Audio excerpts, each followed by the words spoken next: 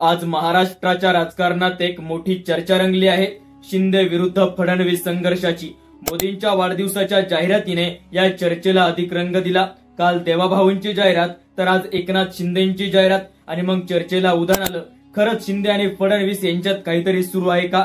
तुम्हालाही प्रश्न पडला असेल. नमस्कार, मी समाधान पाटील. तुम्ही पाहतात खटपट ओरिजिनल. मग मूळ प्रश्न असा आहे, शिंदेचे खरे बळ काय? ते म्हणजे त्यांच्या मागे उभे असलेले 57 आमदार आणि भाजपला सत्तेसाठी लागतात फक्त 13 आमदार. म्हणजे शिंदेचा गड तुटला तर गणित बदलायला जास्त वेळ लागणार नाही.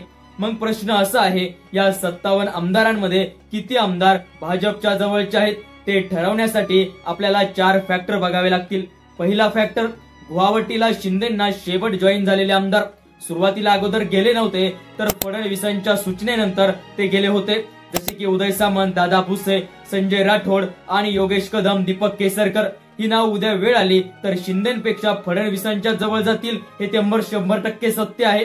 दुसरा फॅक्टर, फडणवीसांचे क्लोज असलेले नेते रामदास कदम, योगेश कदम, तानाजी सावंत, अमोल खताळे आणि निलेश राणे. ही नावं शिंदेपेक्षा भाजपची जवळची. तिसरं सर्वात मोठं फॅक्टर, स्थानिक समीकरण. अर्जुन खोतकर, विजय शिवतार, सुहास बाबर, शंभूराज देसाई यांसारखे नेते. कारण त्यांच्या मतदारसंघात विरोधक आधीपासूनच भाजपमध्ये गेले आहे. त्यामुळे आपली गादी टिकवायची असेल तर भाजप सोबत राहणं सुरक्षित आहे, हे त्यांना समजलेलं आहे. आणि चौथा फॅक्टर, वादात अडकलेले नेते. संजय राठोड, प्रताप सरनाईक, संजय शिरसाट, संदीपान भुमरे, भावना गवळी यांसारखे हे नेते अगोदर अडचणीत आढळल्याने सत्तेच्या विरोधात जाणं त्यांना परवडणार नाही. म्हणजेच तेही भाजपच्या दिशेने झुकू शकतात. तर थोडक्यात एकनाथ शिंदेच्या गोटातले सर्वजण त्यांच्या कट्टर निष्ठावान आहेत का? तर उत्तर आहे नाही.